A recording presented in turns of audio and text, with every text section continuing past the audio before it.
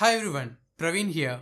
In this video, I'm going to show you how to fix the annoying destination folder access denied or you need permission to perform these action errors you may get when trying to copy files to protected Windows folders like System32 or Sys64. There are times where you need to replace some system files in these protected locations.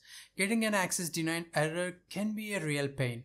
But don't worry, with a few tweaks to folder permissions, we can regain access and copy the files we need. So, let's do this. First, open your File Explorer and navigate to your C drive. From there, select the Windows folder. Inside the Windows folder, choose the folder you need to grant permission to.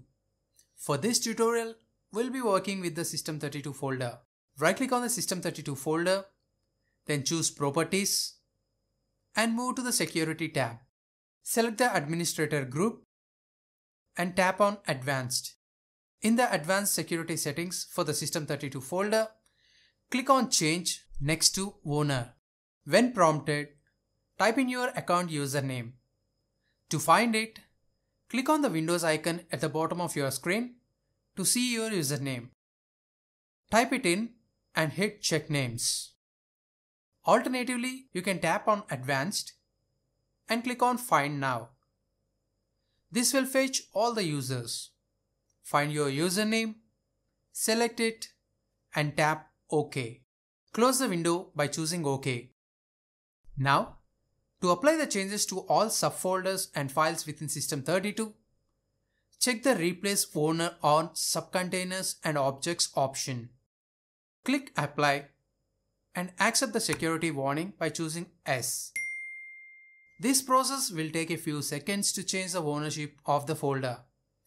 Once done, close the window by choosing OK. Back in System32 Properties window, select the same administrator group and tap on Edit to change the permissions. Select the user that we just granted administrator permissions to.